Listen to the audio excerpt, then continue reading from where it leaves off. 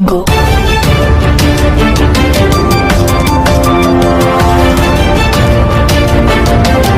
ବର୍ତ୍ତମାନ ବଡ଼ ଖବର ପାଣିପାଗକୁ ନେଇ ଆସୁଛି ବଡ଼ ଲଘୁଚାପ ବଙ୍ଗୋପସାଗରରେ ଆସୁଛି ବଡ଼ ଲଘୁଚାପ ଏସବୁ ଜିଲ୍ଲାରେ ଛେଚିବ ପ୍ରବଳ ବର୍ଷା। ତେବେ ଜାଣିବା ସମ୍ପୂର୍ଣ୍ଣ ଅପଡେଟ୍ କେଉଁ ସବୁ ଜିଲ୍ଲା କ'ଣ ରହିଛି ଡିଟେଲ୍ସ ଇନଫର୍ମେସନ୍। ତା ପୂର୍ବରୁ ଭିଡ଼ିଓକୁ ଲାଇକ୍ କରନ୍ତୁ, ଯଦି ପାରୁଛନ୍ତି ଆପଣଙ୍କର ସାଙ୍ଗସାଥିମାନଙ୍କୁ ଭିଡ଼ିଓଟିକୁ ସେୟାର କରିନିଅନ୍ତୁ। ଯଦି ଫ୍ରେଣ୍ଡସ୍ ଆପଣମାନେ ଆମର ଏହି ଚ୍ୟାନେଲରେ ନୂଆ ଏହି ଭିଡ଼ିଓ ଦେଖୁଛନ୍ତି, ପୂର୍ବରୁ କେବେ ବି ସବସ୍କ୍ରାଇବ୍ କରିନାହାନ୍ତି, ତେବେ ନିହାତି ଚ୍ୟାନେଲକୁ ସବସ୍କ୍ରାଇବ୍ କରିବା ସହିତ ପାଖରେ ଆସୁଥିବା ବେଲ୍ ଆଇକନ୍କୁ ବଜାୟ ରଖିଥାନ୍ତୁ। ତେବେ ଆସୁଛି ଆଉ ଏକ ଲଘୁଚାପ। ଜୁଲାଇ 6 ତାରିଖରେ ବଙ୍ଗୋପସାଗରରେ ସୃଷ୍ଟି ହେବ ଲଘୁଚାପ କ୍ଷେତ୍ର। 7 ତାରିଖରେ ପୁଣି ବଢ଼ିବ ବର୍ଷାର ପରିମାଣ, ଏଭଳି ଆକଳନ କରିଛନ୍ତି ପାଣିପାଗ ବିଶେଷଜ୍ଞ। ଓଡ଼ିଶାର ବିଭିନ୍ନ ଅଞ୍ଚଳରେ ପ୍ରବଳ ବର୍ଷା ହେବା ନେଇ ଆକଳନ କରାଯାଇଛି।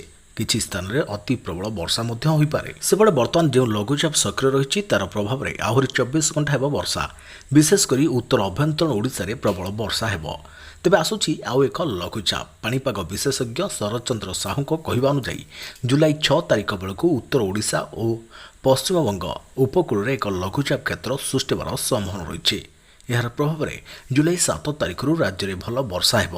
ଏବେ ବଙ୍ଗୋପସାଗରରେ ଲଘୁଚାପ ସକ୍ରିୟ ଥିବା ସତ୍ତ୍ୱେ ପଶ୍ଚିମ ଦିଗରୁ ରାଜ୍ୟକୁ ପବନ ପ୍ରବେଶ କରୁଛି। ଫଳରେ ବଙ୍ଗୋପସାଗରରୁ ଯେତିକି ପରିମାଣର ଜଳୀୟ ବାଷ୍ପ ଆସିବା କଥା ଆସିପାରୁନାହିଁ। ତେଣୁ ଯେତିକି ବର୍ଷା ହେବା କଥା ତାଠାରୁ କମ୍ ବର୍ଷା ହେଉଛି।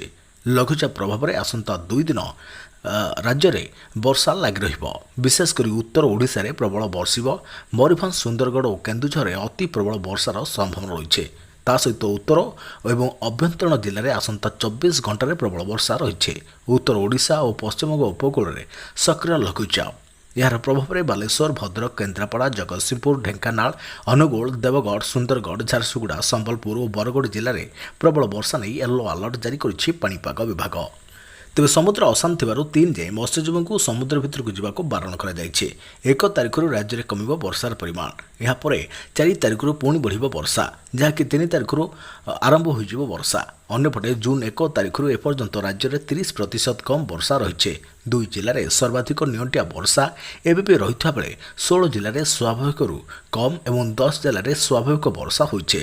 କେବଳ ମାଲକାନଗିରି ଜିଲ୍ଲାରେ ସ୍ୱାଭାବିକଠାରୁ ଅଧିକ ବର୍ଷା ହୋଇଛି।